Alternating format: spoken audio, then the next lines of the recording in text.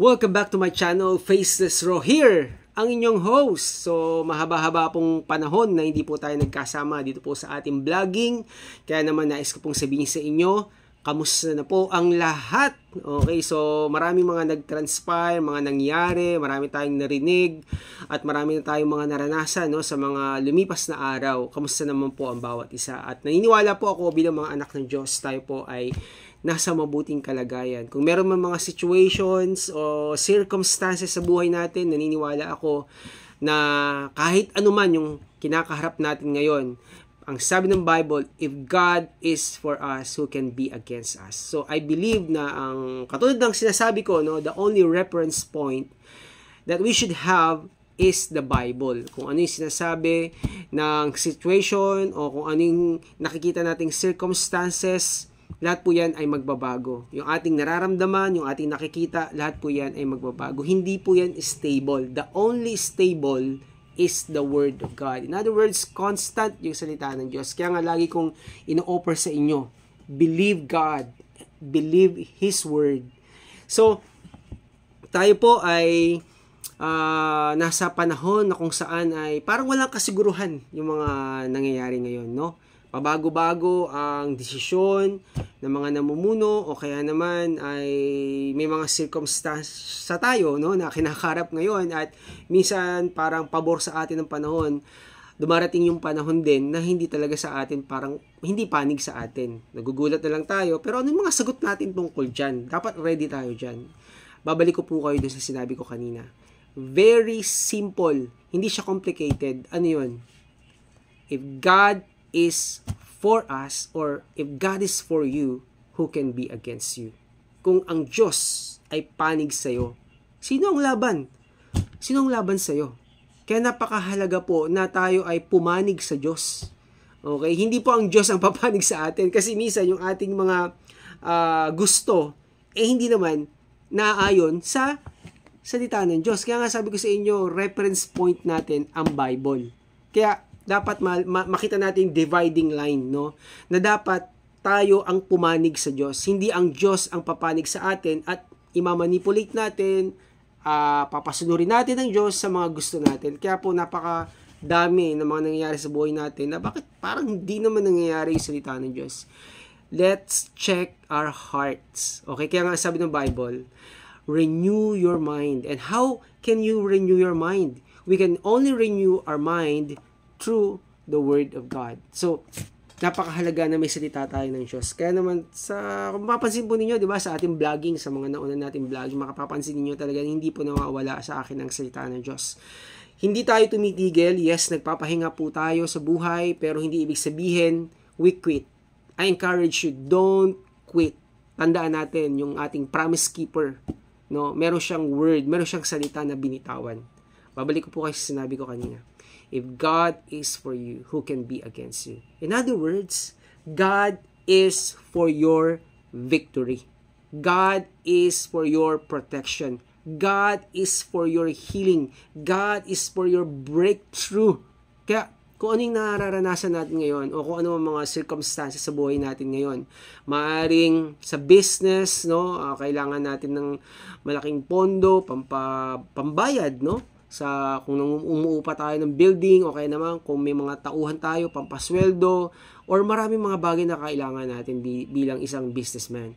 Or kung sa family naman, ikaw ay family man, kailangan mo ng pera, you are a good provider, a good father, you need food on the table, you need money to sustain your children who are in nag-aaral, studying, maaaring college na at kailangan mo ng malaking pera. So, tandaan natin, if God is for us, who can be against us? In other words, God is for your provision. Si God ang magpo-provide po sa atin. Paano gagawin natin? Faceless Ro. Siyempre, si God, kaya niyang mag-open ng business, kung ikaw ay business-minded person or kung hindi naman, wala kang experience, bago sa'yo ang negosyo, maaaring pwede mong aralin kung ano yung passion, kung ano yung nakikita mo sa sarili mo na magiging ganun ka at yun ang passion mo, pwede mong aralin. Diba? Huwag tayong matakot. Let's walk on waters by faith. Kasi pag hindi natin ginawa, mananatili na lang tayo sa isang place na kung saan hindi natin kaya na mag-grow, no, ma-stagnant yung ating growth. Magkakaroon tayo ng fear of the unknown. Hindi natin ma-unravel or ma-unleash kung ano yung gift natin. Maaring pwede pala natin patagin yung bundok, no? Because of that fear na we withhold yung gifts sa atin. So, napakahalaga po nun na ibabalik ko po kayo sa Word of God. Bakit ito yung introduction na sa pagbabalik ni Faces Raw? Kasi po, kung mapapansin niyo, napakagulo ng mundo. No? Makakarinig tayo dyan ng wars, no? Rumors of wars, and then wars.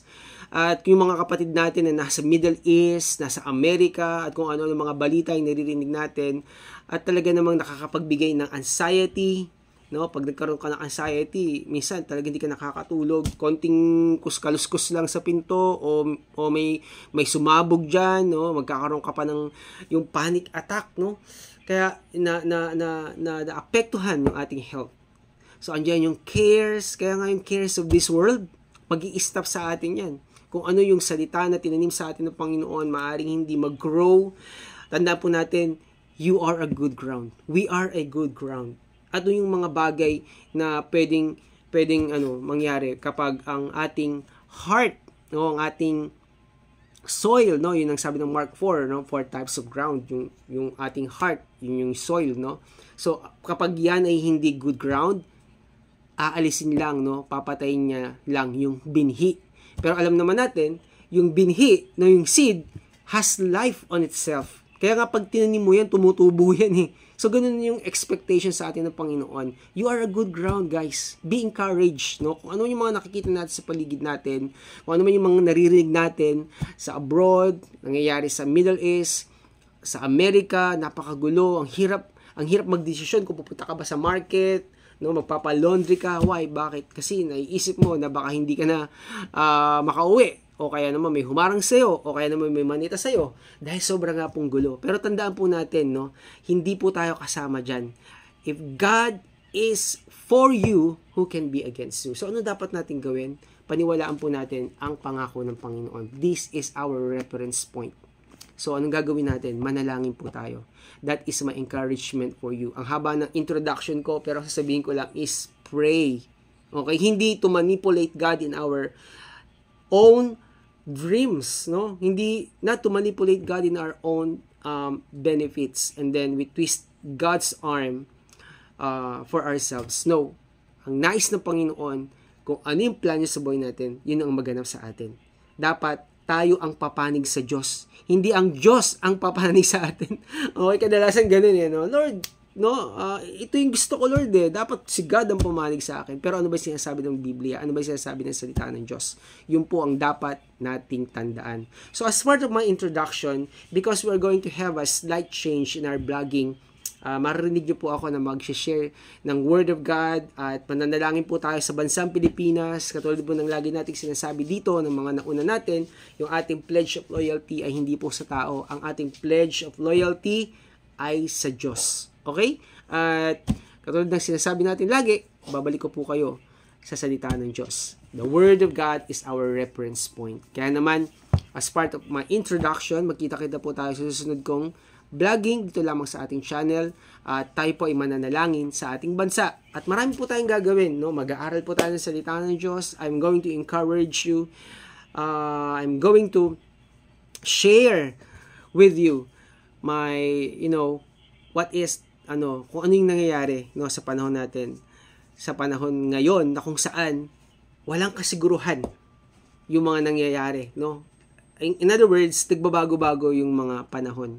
Ano ba, asa na ba tayong panahon? Bakit may mga ganitong mga nangyayari? So, we will carefully study the Word of God. And then, encourage ourselves, no? Walang ibang mag-encourage sa atin kundi yung sarili lang natin. Okay? Yes, maaaring ginagamit yung ibang tao, yung ating asawa ginagamit to encourage us, yung ating friends, yung ating mga kaibigan, or even sa social media, no, na-encourage tayo. Pero may mga bagay, may mga araw na talagang pagising natin ay hindi tayo na-encourage. So, anong gagawin natin? We need God in our situation.